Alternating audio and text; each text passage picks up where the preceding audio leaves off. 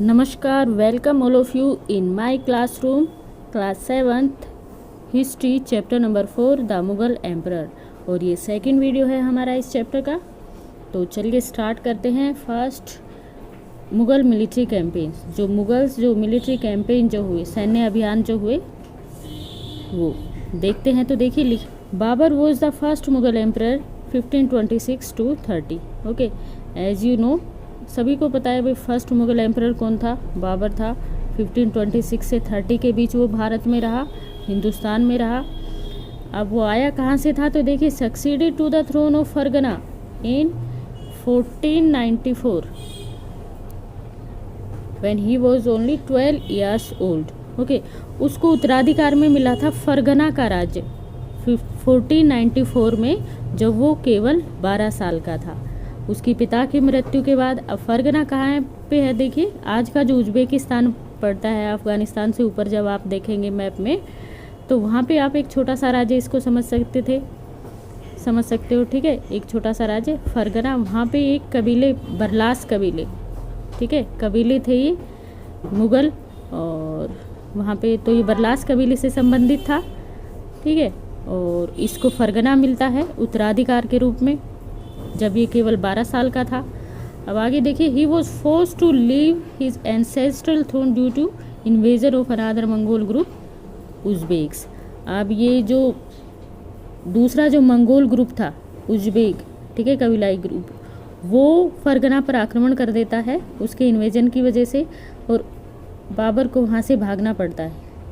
जो विरासत के रूप में इसको जो राज्य मिला था, वो इसको छोड़ना पड़ता है। और आफ्टर ईयर्स ऑफ वंडरिंग, ठीक है ना, काफ़ी सालों तक भटकने के बाद, ही सीज द काबुल इन 1404। और 1504 में काफ़ी सालों तक भटकने के बाद, लगभग 10 साल के बाद, ये काबुल पर अपना अधिकार कर लेता है।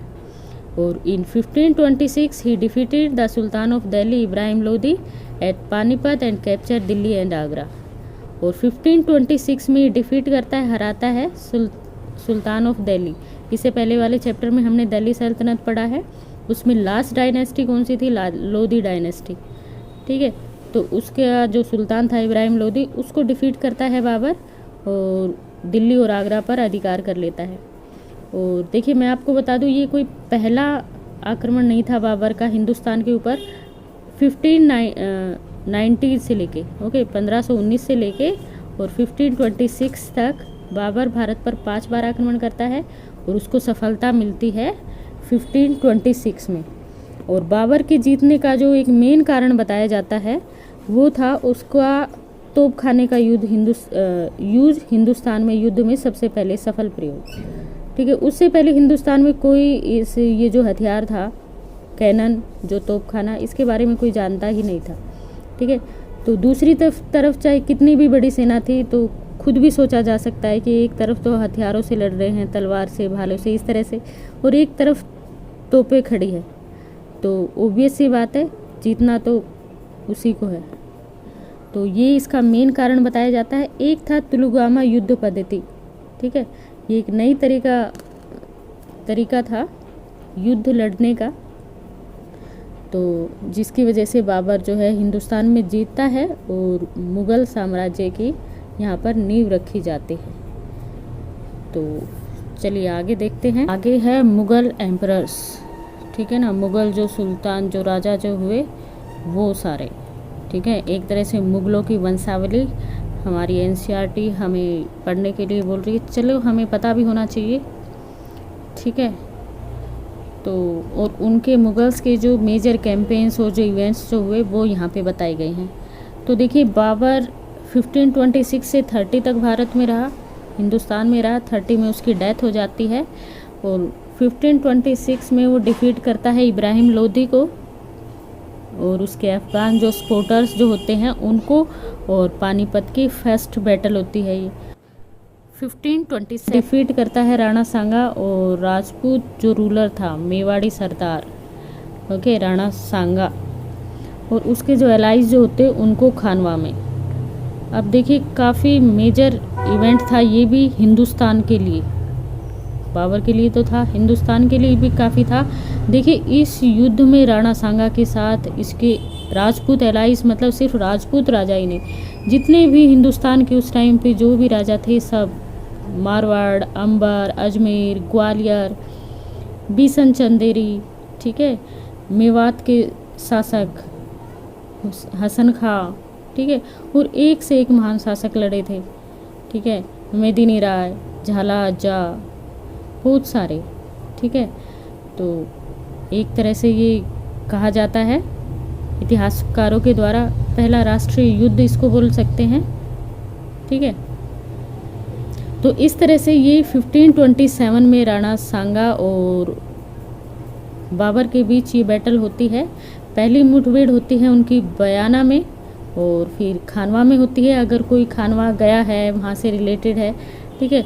तो ये जो युद्ध के जो बैटल का जो क्षेत्र है वो वहाँ पे स्मारक वगैरह बनाए गए हैं, और खानवा में राणा सांगा के साथ उसके जितने भी एलाइज आए थे सबकी वहाँ पे मूर्तियाँ लगाई गई है, सबके बारे में बताया गया है। एक बहुत अच्छी वहाँ पे एक पोयम की तरह लिखा गया है, मैं खानवा गाँव बोलता हूँ, बहुत ही अच्छे से लिखा गया है, पूरा वृतांत उस टाइम का बताया गया है, तो जाना चाहिए।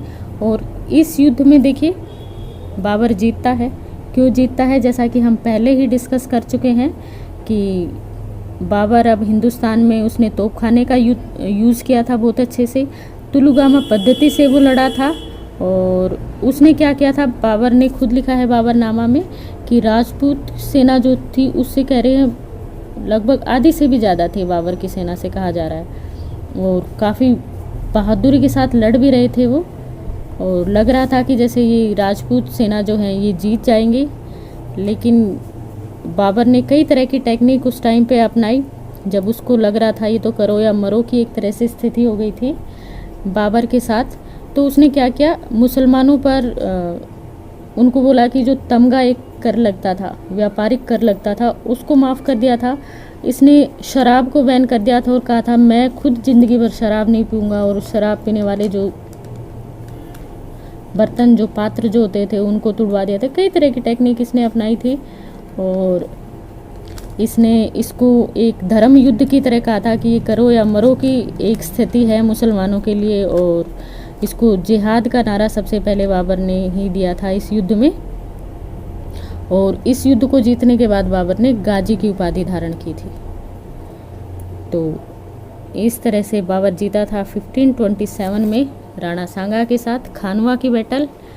और 1528 में वो चंदेरी में मेदिनी राय को हराता है, जो कि 1527 में काफ़ी अच्छे हेल्पर साबित होते हैं राणा सांगा के, उसके एलाइज होते हैं।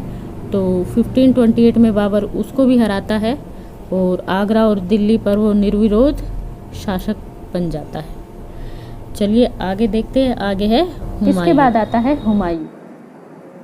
अब हुमायूं ने क्या किया है कि डिवाइड कर दिया इनहेरिटेंस, जो भी विरासत थी, तो उसके पिता की जो विल थी, इच्छा जो थी, उसके अनुसार अपने सभी भाइयों में बराबर क्षेत्र को वो बांट देता है, ठीक है। आप कहते हैं कि उसका भाई जो है हुमायूं के भाई मिर्जा हाकिम, ठीक है, उसके एम्बिशंस की वजह से वो वीक हो जाता है, अफगान जो उसके कंपटीटर होते हैं उनकी वजह से, तो उनकी वजह से ये हार जाता है। तो शेर खान जो शेरशाह सूरी आप जानते हो, ठीक है ना, डिफीट करता है हुमायूं को 1539 में चौसा की बैटल में और 1540 में कन्नौज की बैटल में, और हुमायूं को भागना पड़ता है ईरान, ठीक है। और ईरान में हुमायूं को हेल्प मिलती है सफावी शाह से, और जिसकी हेल्प से वो दोबारा से दिल्ली को रिकैप्चर करता है, अधिकार कर लेता है 1555 में। और इसके कुछ दिनों के बाद ही, कहते हैं लगभग 6 महीने के बाद, ये डाइड, इसकी मृत्यु हो जाती है एक्सीडेंटल वहाँ पे बिल्डिंग से सीढ़ियों से गिरने के बाद। ओके, चलिए आगे देखते हैं। आगे है अकबर। अब अकबर का शासनकाल है 1556 से 1605। अब अकबर भी 13 इयर्स ओल्ड का ही होता है जब वो रूलर बनता है, और इसका जो टाइम पीरियड है 3 पार्ट में डिवाइड किया गया है। एक 1556 से 1570 में Akbar became independent of the regent Bairam Khan. ठीक है, इसके जो सर, क्योंकि अब इसकी देखो कम उम्र है, ठीक है, तो ये इसके जो राजघराने का, इसके जो भी स्टाफ वगैरह जो होते हैं उनके संरक्षण में ये जो भी युद्ध वगैरह होता है, नाम इसका ही होता है लेकिन युद्ध तो जो सेनापति वगैरह होते हैं वो लड़ते हैं। ठीक है, उन्हीं की जो नीति होती है वो चलती है, तो इन सब से वो इंडिपेंडेंट आज़ाद हो जाता है इस दौरान वो। और कई जो है मिलिट्री कैंपेन वो लॉन्च करता है अगेंस्ट सूरी और अदर जो अफगान जो होते हैं उनके अगेंस्ट, और जो भी नेबरिंग किंगडम होते हैं जैसे मालवा, गोंडवाना, ठीक है, एंड टू और ये सपर्स मतलब दबाता है रिवोल्ट विद्रोह जो इसका हाफ ब्रदर मतलब इसका जो सौतेला भाई जो मिर्जा हाकिम होता है उसके विद्रोह को दबाता है, और उज्बेक्स जो होते हैं उनके विद्रोह को भी दबाता है। उज्बेक ये वही है ना, बाबर के टाइम पे पड़े हैं। और 1568 में सिसोदिया कैपिटल जो चित्तौड़ है उस पर कब्जा कर लेता है, और 1569 में ये रणथंभौर पर कब्जा कर लेता है। अब देखिए इस बीच में एक और बैटल होती है, पानीपत की सेकंड बैटल, जिसका पूरे चैप्टर में क्या पूरी बुक में कहीं जिक्र ही नहीं किया गया है, बताया ही नहीं गया है। पानीपत की सेकंड बैटल होती है अकबर और हेमचंद्र विक्रमादित्य के बीच में। ठीक है, तो नहीं बताया गया। चलिए अब हेमचंद्र और अकबर के बीच में, अकबर क्योंकि छोटा था उस टाइम पे, तो इसका जो रेजेंट है बैरम खान उसके बीच में, और हेमचंद्र विक्रमादित्य जो हिंदुस्तान का शासक होता है, अपने जीवन काल में वो 22 युद्ध लड़ता है और 24 युद्ध लड़ता है और 22 जीतता है वो। और इस तरह से दिल्ली और आगरा पर भी हेमचंद्र विक्रमादित्य का शासन स्थापित हो जाता है, और इस तरह से उसका युद्ध होता है मुगलों से।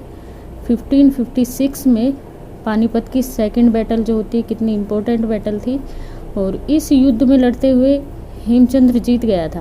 ओके, जीत गया था बिल्कुल, लेकिन आखिर में क्या होता है, उसकी आँख में एक तीर आके लगता है और वो बेहोश होके वहाँ पे गिर जाता है, और उसको ये बैरम खान पकड़ लेता है, और इस तरह से उसको फिर पकड़ के मार दिया जाता है बहुत ही बुरी तरह से। और उसका जो सर जो होता है उसको काबुल में ले जाके वहाँ पे टांगा जाता है, और इसके धड़ जो होता है उसको दिल्ली गेट पे दिल्ली में टांगा जाता है। और तो इस तरह से पानीपत की सेकंड बैटल होती है 1556 से, और ये जो 70 का जो टाइम पीरियड दिया गया है यहाँ पर। और हेमचंद्र की हत्या के बाद उसके पिता होते हैं जो कि 80 साल के होते हैं, उसको राज दरबार में ये मुग़ल ये बुलाते हैं, और उसको कहा जाता है कि या तो वो इस्लाम कबूल कर ले या फिर मौत को स्वीकार कर ले। तो वो कहता है कि ज़िंदगी भर जिनको पूजा, जिनको मैंने माना है अपने देवताओं को, तो जीवन के इस आखिरी पड़ाव में मैं उनके साथ धोखा नहीं करूँगा। और इस तरह से उनके पिता की भी हत्या कर दी जाती है। तो इस तरह से पानीपत की सेकंड बैटल हुई थी अकबर और हेमचंद्र विक्रमादित्य के बीच में। चलिए अब इसका नेक्स्ट टाइम पीरियड देखते हैं। उसके बाद है 1570 से 1585 में मिलिट्री कैंपेन होते हैं इसके गुजरात की तरफ और ईस्ट बिहार की तरफ, Bengal and Orissa. The campaigns were complicated. ठीक है, अब ये जो कैंपेन जो सैन्य अभियान जो थे कॉम्प्लिकेटेड थे। ठीक है, बिकॉज 1579 और 80 में रिवोल्ट हो जाता है, करता है मिर्जा हाकिम। अब देखो इस टाइम पीरियड में हल्दी घाटी का युद्ध भी होता है, हल्दी घाटी की बैटल होती है, वो हमें एनसीईआरटी में नहीं बताई गई है। ठीक है, हल्दी घाटी की युद्ध होती है, महाराणा प्रताप हमारे भारत के गौरव, ठीक है, उसकी और अकबर की बैटल होती है 15 में। वो हमें हमारी एनसीईआरटी नहीं बता रही है, चलो उसको एक दिन फिर बताएंगे अलग से। अभी मुग़ल एम्परर्स पढ़ लेते हैं जो हमें हमारी एनसीईआरटी पढ़ा रही है, पहले वो पढ़ लेते हैं। अब 1585 से 1605 में एक्सपेंस अकबर्स एम्पायर, अकबर का जो एम्पायर जो साम्राज्य होता है उसका एक्सपेंस मतलब उसको वो बढ़ाता है। Campaigns in the north east Kandahar वो सीज्ड फ्रॉम द सफाविद। अब सफाविद से ये कंधार को अपने कब्जे में ले लेता है। और सफाविद से किसको हेल्प मिलती है? हुमायूं को। इससे पहले देखा ना हमने। तो एक तरह से मुगलों के सपोर्टर्स थे ये। चलिए, और कश्मीर पर भी कब्जा हो जाता है इनका, एंड काबुल पर भी अकबर का। After the death of Mirza हाकिम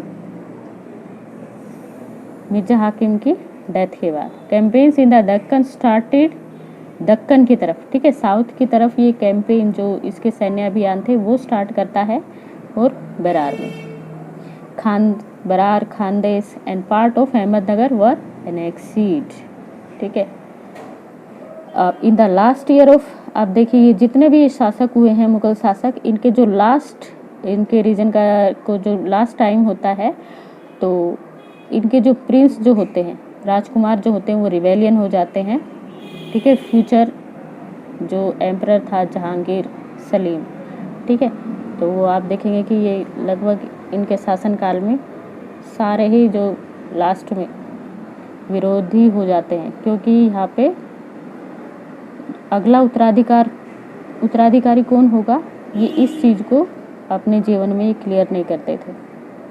जैसे हिंदुस्तान के जो राजा होते थे, तो वहाँ पे प्राइमोजेनिचर एक तरह की परंपरा थी, जिसमें ज्येष्ठाधिकार, ठीक है, मतलब बड़ा जो बेटा होता है वो राजा बनता है। इस तरह से इनके यहाँ कुछ डिसाइडेड नहीं होता था, तो इसलिए जो राजकुमार जो होते थे उनमें आपस में विद्रोह हो जाता था।